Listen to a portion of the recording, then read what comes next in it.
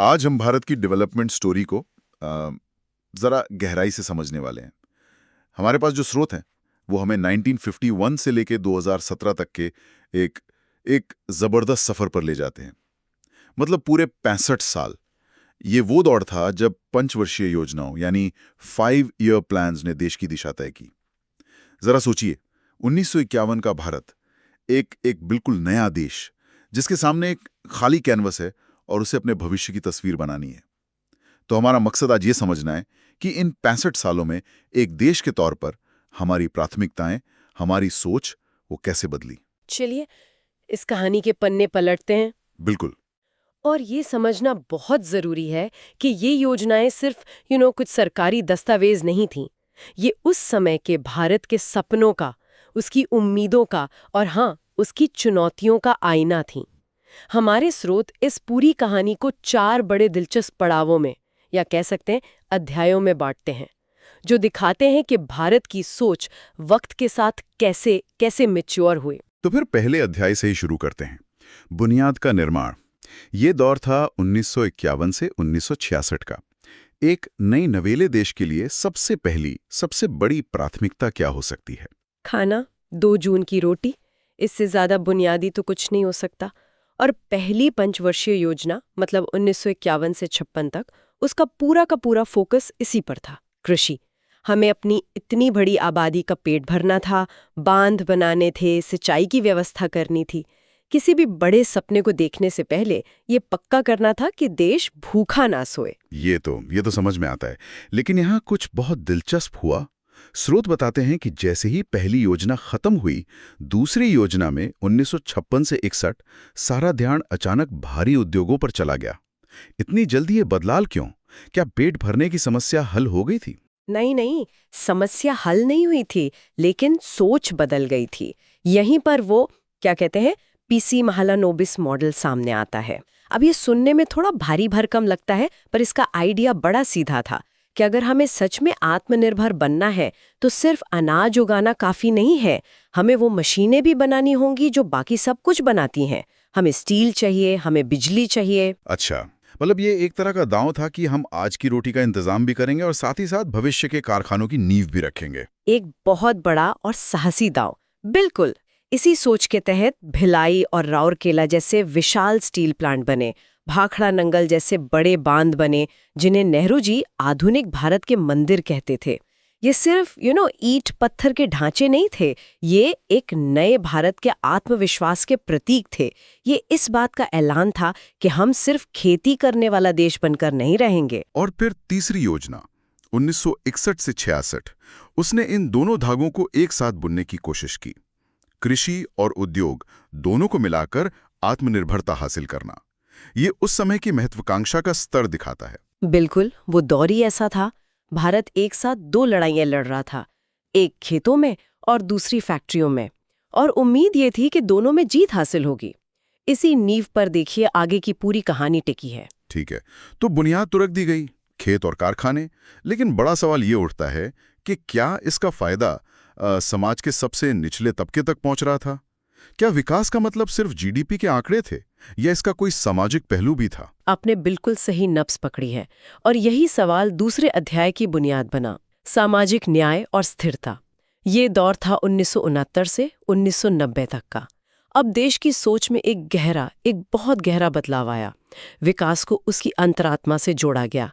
अब लक्ष्य सिर्फ उत्पादन बढ़ाना नहीं था, बल्कि गरीबी पर सीधा हमला करना था। और इसी दौर में वो मशहूर नारा आया, गरीबी हटाओ।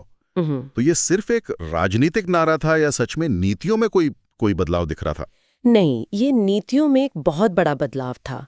चौथी योजना यानी 1969 से 74, उसका लक्ष्य ही था न्याय के साथ विकास। और पांचवी योजना तो और भी साफ थी। उसका लक्ष्य था गरीबी का उन्मूलन और आत्मनिर्भरता की प्राप्ति। अब यहाँ आत्मनिर्भरता शब्द पर ध्यान दीजिए। ये शब्द तो पहले भी इस्तेमाल हुआ था। लेकिन तब इसका मतलब था देश की आत्मनिर्भरता। यहाँ क्या फर्क था? फर्क बहुत बड़ा था, बहुत बड़ा। अब बात सिर्फ देश के आत्मनिर्भर होने की नहीं थी, बल्कि देश के नागरिक के आत्मनिर्भर होने की थी। ये इस बात को स्वीकार करना था कि सिर्फ बड़े बड़े कारखाने लगा देने से गरीबी दूर नहीं होगी। आपको सीधे लोगों के जीवन में दखल देना होगा, उन्हें रोजगार देना होगा, उन्हें सामाजिक सुरक्षा देनी होगी।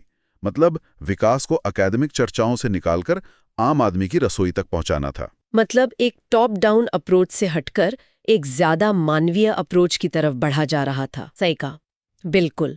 और ये सिलसिला छठी और सातवीं योजनाओं में भी जारी रहा। गरीबी उन्मूलन के साथ साथ खाद्य उत्पादन, रोजगार और उत्पादकता बढ़ाने पर जोर दिया गया। सोच ये थी कि अगर लोगों के हाथ में काम होगा, देश में अनाज की कमी नहीं होगी और हमारी फैक्ट्रियां बेहतर काम करेंगी तो गरीबी की जड़ पर चोट की जा सकती है। ये एक लंबा और मुश्किल रास्ता था, लेकिन दिशा अब साफ हो चुकी थी। तो हमने बुनियाद बनाई, फिर उस पर एक सामाजिक सुरक्षा की छत डालने की कोशिश की। लेकिन फिर कहानी ने एक जबरदस्त मोड़ लिया। स्रोत हमें तीसरे अध्याय पर ले जाते हैं, विकास की नई गति। ये 1992 से शुरू होता है। यहां क्या हुआ? ऐसा लगा जैसे किसी ने अचानक एक्सेलरेटर पर पैर रख दिया हो। क्योंकि हालात ने मजबूर कर दिया था। 1991 में भारत एक बड़े आर्थिक संकट से गुजरा। हमारे पास विदेशी मुद्रा का भंडार वो लगभग खत्म हो चुका था। तो वो जो पुराना बंद अर्थव्यवस्था वाला मॉडल था वो अब और नहीं चल सकता था। देश को बचाने और दुनिया के लिए खोलने का एक बड़ा और साहसी फैसला लिया गया और यहीं से आर्थिक उदारीकरण का दौर शुरू हुआ, जिसने भारत के विकास की रफ्तार और दिशा दोनों को हमेशा के लिए बदल दिया। तो ये कोई सोचा समझा विकास का अगला चरण नहीं था, बल्कि एक मजबूरी से पैदा हुई क्रांति थी। बिल्कुल, एक तरह से कह सकते हैं। और इस क्रांति ने योजनाओं के मकसद ही बदल दिए। 8वीं योजना जो 1992 से 97 तक थी, वो तो इस बड़े बदलाव को संभालने में ही लगी रही। मतलब रोजगार पैदा करना, बढ़ती आबादी पर काबू पाना। लेकिन असली बदलाव वो नवी योजना में दिखा, 1997 से 2002। ऐसा क्या खास था उसमें? पहली बार, इतिहास में पहली बार विकास के लक्ष्य को एक ठोस नंबर दिया गया, 7% की विकास दर। ये एक बहुत बड़ी बात थी। अब तक हम कह रहे थे विकास करेंगे या गरीबी कम करेंगे। अब हम कह रहे थे कि हम हर साल 7% की रफ्तार से बढ़ेंगे। ये एक तरह से दुनिया के लिए भारत के आत्मविश्वास का ऐलान था। एक मिनट, मतलब इससे पहले लक्ष्य इतने साफ नहीं होते थे? ये नंबर तय करने की जरूरत क्यों पड़ी? जरूरत इसलिए पड़ी क्योंकि अब हम दुनिया से मुकाबला कर रहे थे। जब आप विदेशी निवेश को बुलाते हैं तो आपको उन्हें बताना पड़ता है कि आपकी अर्थव्यवस्था कितनी तेजी से बढ़ सकती है। ये सिर्फ एक आंकड़ा नहीं था, ये दुनिया को एक संदेश था। संदेश था कि भारत अब व्यापार के लिए खुल चुका है और यहां अवसरों की कोई कमी नहीं है। इसने विकास की पूरी बहस को ही बदल दिया। समझ गया। तो अब देश तेज रफ्तार से आगे बढ़ने के लिए तैयार था और 10वीं योजना ने 2002 से 2007 इसी सोच को आगे बढ़ाया। हाँ, लेकिन एक बहुत ही महत्वपूर्ण बदलाव के साथ। 10वीं योजना ने कहा कि सरकार का काम सिर्फ नौकरियां देना नहीं है, उसका काम है ऐसा माहौल बनाना जहां लोग खुद अपने लिए रोजगार पैदा कर सकें, यानी स्वरोजगार पर जोर दिया गया। और साथ ही देश के जो भी संसाधन हैं, चाहे वो प्राकृतिक हो या मानवीय, उनका बेहतर से बेहतर इस्तेमाल कैसे हो, इस पर फोकस किया गया। विकास अब सिर्फ सरकार की जिम्मेदारी नहीं, बल्कि एक राष्ट्रीय मिशन बन रहा था। ठीक है, तो अब हम तेज रफ्तार से दौड़ रहे हैं, दुनिया से जुड़ चुके हैं। ऐसा लगता है कि कहानी अपने अंजाम तक पहुंच गई। लेकिन हमारे पास अभी भी एक चौथा और आखिरी अध्याय बाकी है, समग्र और समावेशी विकास, जो 2007 से 2017 तक चला। इसका क्या मतलब था? क्या कुछ कमी रह गई थी? बहुत बड़ी कमी रह गई थी, और इसी कमी ने विकास की परिभाषा पर सबसे जरूरी सवाल खड़ा किया। आखिर विकास है क्या? क्या ये सिर्फ 7 या 8% की विकास दर है? क्या ये चमकती सड़कें और ऊंची इमारतें हैं, या इसका मतलब कुछ और है? और इस दौर में इस सवाल का क्या जवाब मिला? जवाब ये मिला कि असली विकास वो है जो देश के आखिरी इंसान तक पहुंचे। विकास वो है जब देश का हर बच्चा स्कूल जाए। विकास वो है जब कोई बीमार इंसान बिना इलाज के न रहे। विकास वो है जब सबको साफ पानी और स्वच्छता मिले। इस दौर में विकास को जीडीपी के आंकड़ों से निकालकर इंसानी जिंदगी की गुणवत्ता से जोड़ा गया। ये तो सोच में एक जमीनी बदलाव है। मतलब आर्थिक विकास अपने आप में मंजिल नहीं है, बल्कि वो सिर्फ एक जरिया है बेहतर जीवन हासिल करने का। आपने बिल्कुल सही समझा। था। बिल्कुल। और यही सोच हमें आखिरी 2 योजनाओं में साफ दिखती है। 11वीं योजना का नारा था तेज और अधिक समावेशी विकास। Right. यानी रफ्तार भी चाहिए, लेकिन ऐसी रफ्तार जिसकी गाड़ी में समाज का हर तबका सवार हो, कोई पीछे न छूटे। और आखिरी यानी 12वीं योजना 12वीं योजना जो 2012 से 17 तक चली, उसने इस बात को और भी स्पष्ट कर दिया। उसने समग्र विकास को अपना लक्ष्य बनाया और इस समग्र विकास के केंद्र में 3 चीजें रखीं: स्वास्थ्य, शिक्षा और स्वच्छता।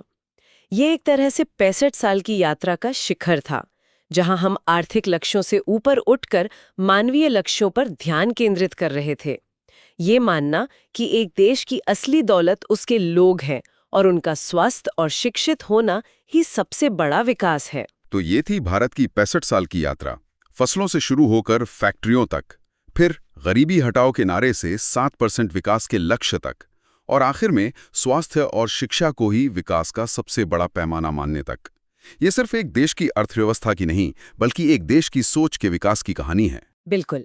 और 2017 में 12वीं योजना के खत्म होने के साथ योजना आयोग का ये युग भी समाप्त हो गया और उसकी जगह नीति आयोग ने ले ली। जैसा कि हमारे स्रोत कहते हैं, ये एक युग का अंत था, लेकिन एक सफर जारी है। इन 65 सालों की विरासत आज भी भारत की नीतियों में, हमारे समाज के ताने बाने में जिंदा है। ये एक राष्ट्र की अपनी किस्मत खुद लिखने की जिद की कहानी है और ये कहानी आज भी लिखी जा रही है। इन योजनाओं ने भारत को एक ढांचा दिया, उसकी प्राथमिकताएं तय की और भविष्य की राह दिखाई। हर योजना ने अपने पिछले अनुभवों से सीखा और आगे बढ़ी। ये एक सीखने की प्रक्रिया थी। और ये भी महत्वपूर्ण है कि हर दौर की अपनी चुनौतियां थीं और उन चुनौतियों के हिसाब से प्राथमिकताएं बदलीं। 1951 की प्राथमिकता 2012 की प्राथमिकता नहीं हो सकती थी। वक्त के साथ बदलने की ये क्षमता ही इस 65 साल के सफर की सबसे बड़ी खासियत है। इन स्रोतों की कहानी 2017 में आकर रुक जाती है। ये सोचने पे मजबूर करता है कि अगर इस कहानी का कोई अध्याय 5 लिखा जाता तो उसका शीर्षक क्या होता। आज जब हम क्लाइमेट चेंज, आर्टिफिशियल इंटेलिजेंस और एक डिजिटल दुनिया की हकीकत से जूझ रहे हैं, तो इस 65 साल की नींव पर विकास की कौन सी नई परिभाषाएं उभर सकती हैं?